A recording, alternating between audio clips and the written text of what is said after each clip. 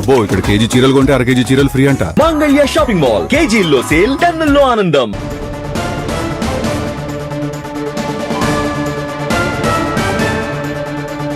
కాళేశ్వరం విషయంలో ప్రజలను బీఆర్ఎస్ మోసం చేస్తోంది అన్నారు మంత్రి వివేక్. బరాజ్లతో పని లేకుండానే నీళ్లు లిఫ్ట్ చేయొచ్చని బీఆర్ఎస్ నేతలు చెప్తున్నారు. బరాజ్లతో అవసరం లేనప్పుడు మరి ఎందుకు కట్టినట్టు అని వివేక్ ప్రశ్నిస్తున్నారు. కాళేశ్వరం ద్వారా ప్రజలపై ఆర్థిక భారం మోపారు అంటున్నారు మంత్రి వివేక్.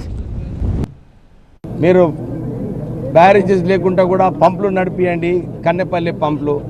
నిజంగానే పంపులు నడిపించగలిగితే బ్యారేజీలు ఎందుకు కట్టినారు? అదొక ప్రశ్న.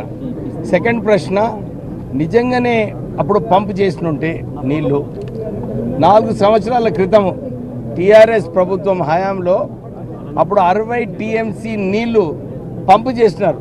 పంపు చేసి ఎల్లంపల్లికి నీళ్లు తీసుకురావడం జరిగింది. కానీ పైనుంచి గ్రావిటీతో నుంచి నీళ్ళు వచ్చినప్పుడు ఆ 60 టీఎంసీ నీళ్లు కూడా వాళ్ళు గేట్స్ ఓపెన్ చేసి వృధా చేయడం జరిగింది. 3,000 కోట్ల రూపాయలు కరెంట్ ఛార్జీలు అప్పుడు ఆ రోజులలో టీఆర్ఎస్ ప్రభుత్వం కట్టింది. ఈ నేషనల్ సేఫ్టీ డిసిషన్ ఏదైతే ఉందో, సరిగా బ్యారేజెస్ లేవు, దీంట్లో నీళ్లు నింపొద్దని చెప్పి మరొకసారి కేంద్రము ఒక నిర్ణయం తీసుకోవడం జరిగింది. తో ఈ అవగాహన లేని టీఆర్ఎస్ నాయకులకు, ప్రత్యేకంగా కేటీఆర్కి, వారికి మొదలు వారే ప్రారంభం చేశారు. పంపులు స్టార్ట్ చేయండి, పంపులు స్టార్ట్ చేయండి అని. అంటే ఇప్పుడు ఏమయ్యేది? నిజంగానే చూసుకుంటే ఆయనకు అవగాహన లేదు. ఆయనకు మళ్ళీ యూఎస్ఏ పోయి మళ్ళీ అక్కడ మంచిగా ఉద్యోగం చేసుకుంటే బాగుంటుంది.